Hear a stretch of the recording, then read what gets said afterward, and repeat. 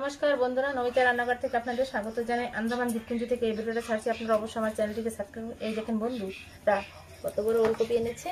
এই দেখেন, 4টা বড় বড় ওলকপি এনেছে। এখানে লাফা এনেছে আর কাঁচা টমেটো এনেছে। এই দেখেন, এই ওলকপি দিয়ে মাছ দিয়ে তরকারি হবে। তাও কি মাছ? ভাঙাল মাছ। ওলকপিটা আমি কেটে নিচ্ছি।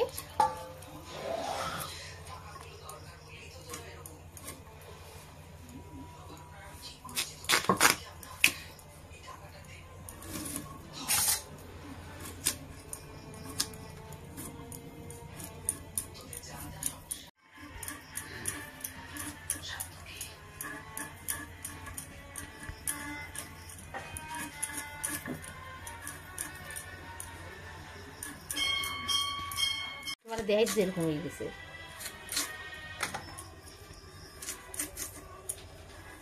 বন্ধুরা, তেল গরম হয়ে গেছে। মাছটাও হলদি লবণ দিয়ে মেখে নিচ্ছি। আর এই দেখেন, এই কপি আলু কেটে ভালো করে ধুয়ে নিয়ে এসেছি।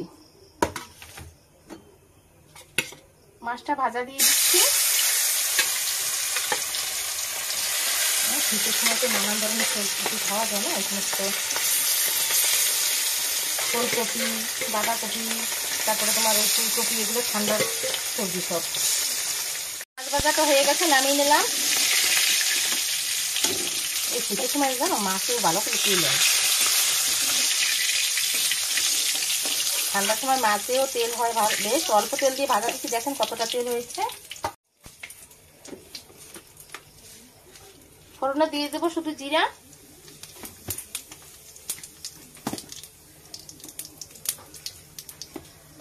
আলু আর কপি একসাথে দিয়ে দেবো। সমান জাল লাগবে, আলুও গলে যাবে, ওলকপিও গলে যাবে।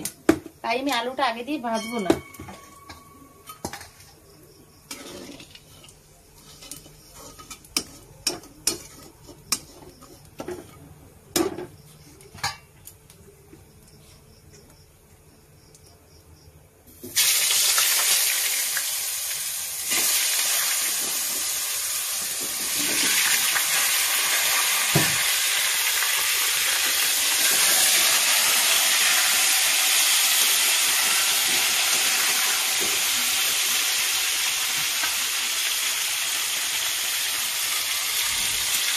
হলদি দিয়ে দিচ্ছি,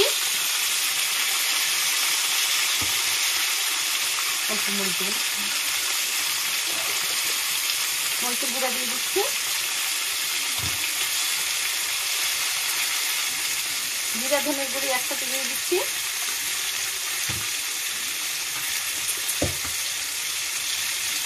দিয়ে দিচ্ছি লবণ।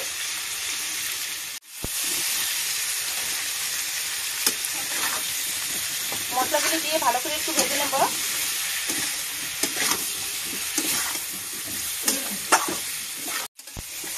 মশলাগুলো দিয়ে ভালো করে ভাজা হয়ে গেছে। এখন জল দিয়ে দিচ্ছি।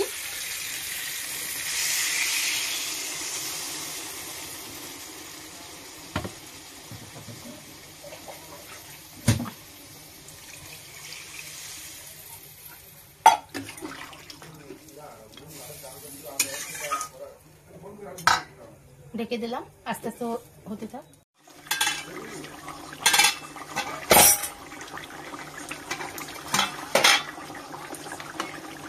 কপিটা গলে গেছে, মাছ দিয়ে দিচ্ছি।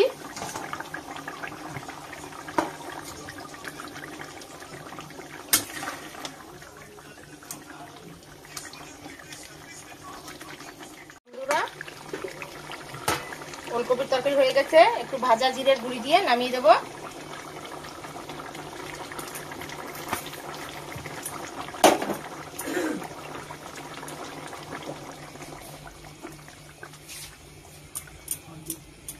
এই কপিটা এখন নতুন তো, নতুন উঠেছে, খেতে বেশ ভালো লাগবে। আর কপিটাও বেশ বড় ছিল অনেক। এই দেখেন বন্ধুরা, আমার ওলকপি দিয়ে মাছের তরকারি রান্না হয়ে গেছে। কেমন লাগলো বন্ধুরা আমার রান্নাটা? যদি ভালো লাগে লাইক কমেন্ট সাবস্ক্রাইব করে দেবেন। এই দেখেন, শীতের সময় এরকম ওলকপি, একদম তাজা তাজা ওলকপি এনে রান্না করে খাবেন, তাও ভালো মাছটা দিয়ে। কি যেন ভাঙাল মাছ দিয়ে খাবেন, খেতে খুব ভালো লাগবে। এই যে আমি আবার অন্যরকম ভিডিও নিয়ে আপনাদের সামনে হাজির হব।